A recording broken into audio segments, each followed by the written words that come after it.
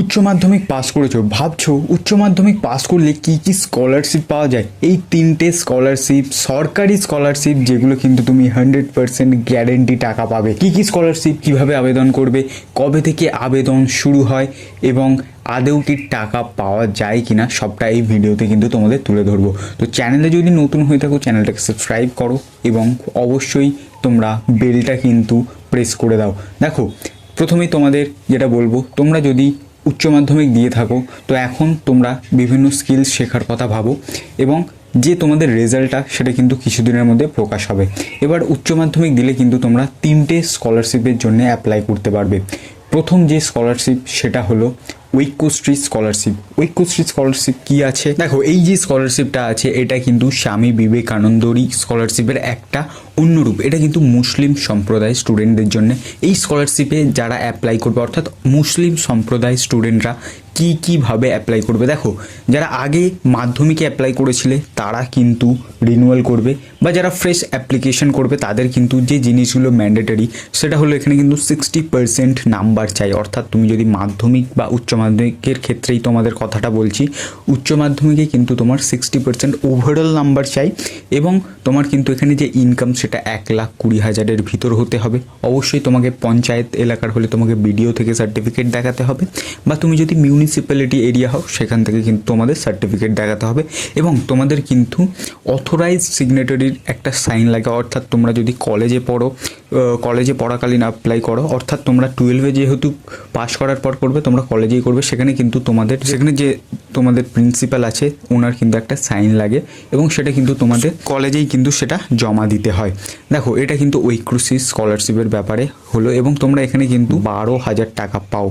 দেখো এটা কিন্তু ডিপেন্ড করে তোমার স্ট্রিমের উপরে। তুমি যদি আর্টসে হও 12,000 টাকা, তুমি যদি সায়েন্সে হও সম্ভবত 18,000 টাকা এবং যারা কমার্স স্টুডেন্ট সম্ভবত তাদেরও 12 কি 16,000 টাকা এরকম একটা অ্যামাউন্ট কিন্তু তোমরা পাও।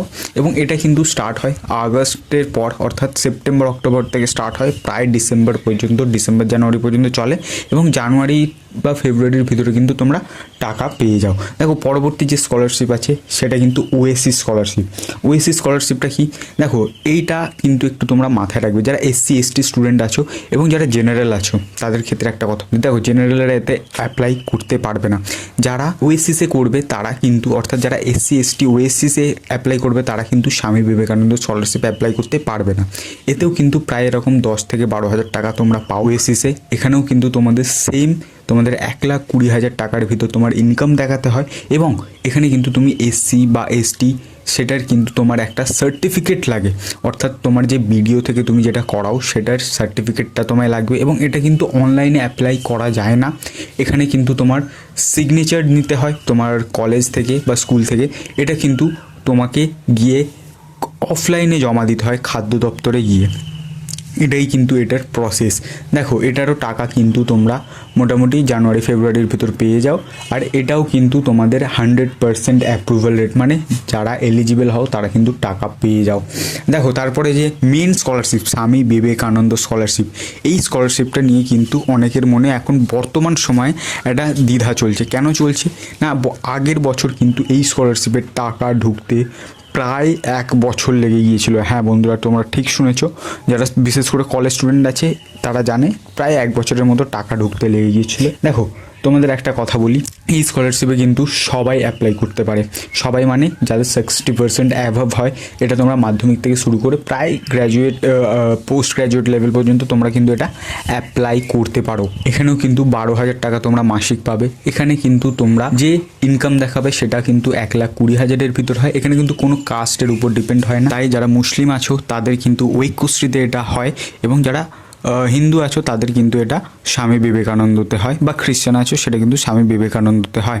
দেখো এবারে যারা SC STতে আলাদাভাবে অ্যাপ্লাই করো, যারা ওএসসিসে, তারা কিন্তু এই স্কলারশিপটা পাবে না। এটাই কিন্তু একটা নেগেটিভ পয়েন্ট আছে।